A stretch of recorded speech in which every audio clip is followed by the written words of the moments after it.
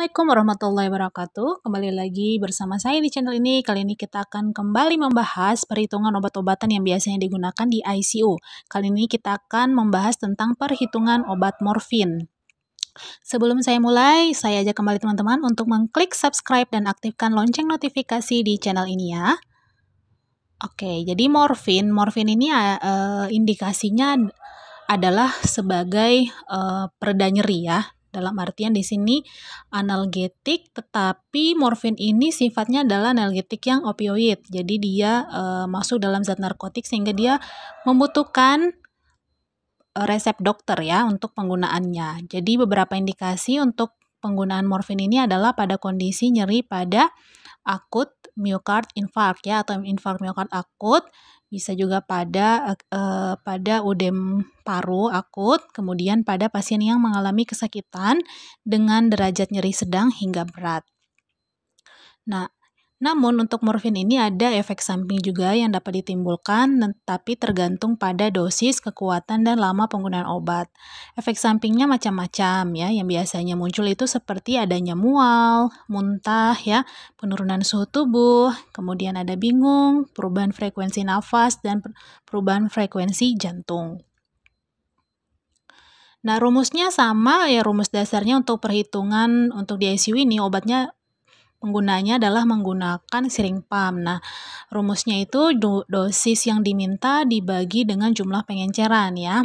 Nah, kita perlu tahu dulu untuk sediaan heparin injeksi ini berapa ya. Jadi macam-macam. Jadi sebelum pemberian obat kita lihat dulu label di sediaan obatnya. Berapa isinya, berapa miligram, dan dalam berapa cc ya. Umumnya ini 1 cc isinya 10 miligram ya. Nah, kita lihat contohnya 1 ampul morfin 10 mg dilarutkan dalam NaCl 0,9% menjadi 50 cc. Diketahui berat badan pasien 60 kg. Berapa cc per jam yang harus diset di siring pump bila kebutuhannya 10 mikrogram per kilogram berat badan per jam? Nah, untuk langkah pertama kita harus menghitung dulu konsentrasi larutan. Itu prinsip kita memberikan obat melalui siring pump. Nah, setelah kita mengetahui sediaan obat, kita hitung. Contoh di sini karena yang mau dilarutkan itu adalah 10 mg ya. 10 mg itu dalam 1 cc. Jadi 10 mg dibagi dengan pelarut ya. Pelarut 50 cc. Jadi 10 bagi 50 sama dengan 0,2 mg, masih dalam miligram.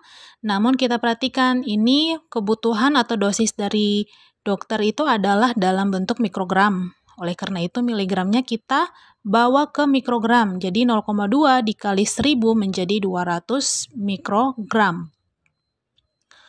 Kemudian kita perhatikan dosisnya adalah 10 mikrogram per kilogram berat badan per jam. Ya. Dengan berat badan 60 kg berat badan pasiennya. Sehingga kita hitung 10 ya, 10 ini adalah dosis ini ya, 10 mikrogram dikali berat badannya 60 ya, dikali sebenarnya ini adalah 1 jam ya. Ini kita bisa buat dikali 1 atau kita abaikan karena kita menganggap sebagai 1 jam ya. Kemudian dibagi dengan konsentrasi pelarut yang tadi kita hitung 200 mikrogram. Sehingga 10 kali 60, 600 dibagi 200, hasilnya adalah 3 cc per jam.